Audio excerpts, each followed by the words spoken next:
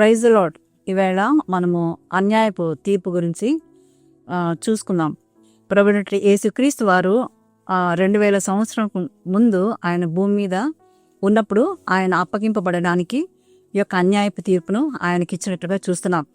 అప్పుడు పిలాతు అయినటువంటి రాజు యేసు ప్రభు వారిని తప్పించాలని చాలా ప్రయత్నించారు. అయితే యేసు ప్రభు ఆయన బలి శిశువుగా బలి పశువుగా ఆయన చేయబడినప్పుడు ఈ విధంగా ఆయన బలి కావాల్సింది. ఎందుకంటే సర్వలోక పాప పరిహారార్థం రక్త ప్రోక్షణం ఆవశ్యకం, తద్రక్తం పరమాత్మేనాం అని మనం చూస్తున్నాం. కాబట్టి ఆ యొక్క రక్తము పరిశుద్ధిందే అయి ఉండాలి. కాబట్టి యేసు ప్రభు వారు బలి కావాల్సి వచ్చినది. ఇక్కడ మనం చూసినట్లయితే 53వ యెషయా గ్రంథంలో చాలా చక్కగా రాశారనమాట. ఆయన ఏ విధంగా ఉన్నారంటే, ఆయన తృణీకరింపబడిన వాడును ఆయనని చూస్తున్నాం, మనుషుల వలన విసర్జింపబడిన వాడును అని ఇక్కడ మనం చూస్తున్నాం. ఇంకా వ్యసనాక్రాంతుడుగాను వ్యాధిని అనుభవించువాడుగాను మనుషులు చూడ నల్లని వానిగాను ఉండను. అతడు తృణీకరింపబడిన వాడు గనుక మనము అతన్ని ఎన్నిక చేయకపోతే నిశ్చయముగా అతడు మన రోగములను భరించెను. ఆమేన్. ఇంకా మనం కింద చూసినట్లయితే మన వ్యసనములను వహించెను, అయినను మొత్తబడిన వానిగాను దేవుని వలన బాధింపబడిన వానిగాను శ్రమ నొందిన వానిగాను మనం అతన్ని ఎంచితిమి. ఆమేన్.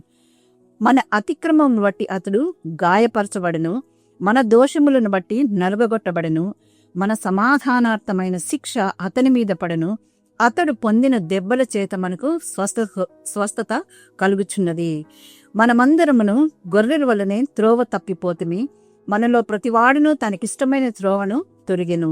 యెహోవా మన అందరి దోషములను అతని మీద మోపెను. ఆమేన్. అతడు దౌర్జన్యమునందను బాధింపబడినను అతడు నోరు తెరగలేదు. వదకు తేబడి గొర్రె పిల్లయు బొచ్చు కత్తిరించు వాని ఎదుట గొర్రెయు మౌనంగా ఉండినట్లు అతడు నోరు తెరవలేదు.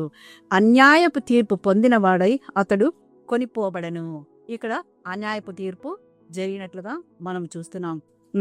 19వ వచనంలో మనం చూసినట్లయితే, అతను నలుగగొట్టుటకు యెహోవాకు ఇష్టమాయెను, ఆయన అతనికి వ్యాధి కలుగజేసినట్లు చూస్తున్నాం. అనగా యెహోవాకి ఎందుకు ఇష్టమైందంటే, మనము జాన్ 3:16 చూసినట్లయితే, యోహాను రాసినట్టు సువార్త 3:16 దేవుడి లోకమును ఎంతో ప్రేమించను కాగా తన అద్వితీయ కుమారునిగా పుట్టిన వాని యందు విశ్వాసముంచు ప్రతివాడిని నశింపక నిత్య జీవం నొందునట్లు ఆయనను అనుగ్రహించనని చెప్తున్నాడు.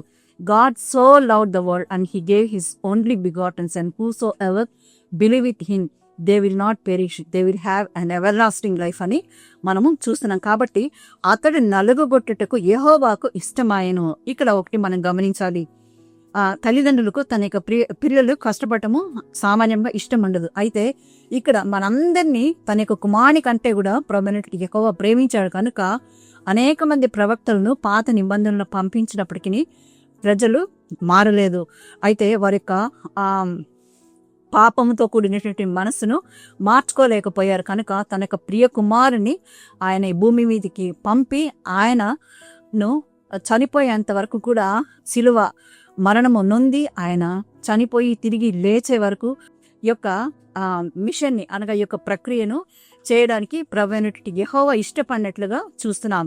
కనుక అతడు నలుగగొట్టుటకు యెహోవాకు ఇష్టమాయెను, ఆయన అతనికి వ్యాధిని కలుగజేసెను, అతడు మనకు కలిగిన వేదనను చూచి తృప్తి పొందెను.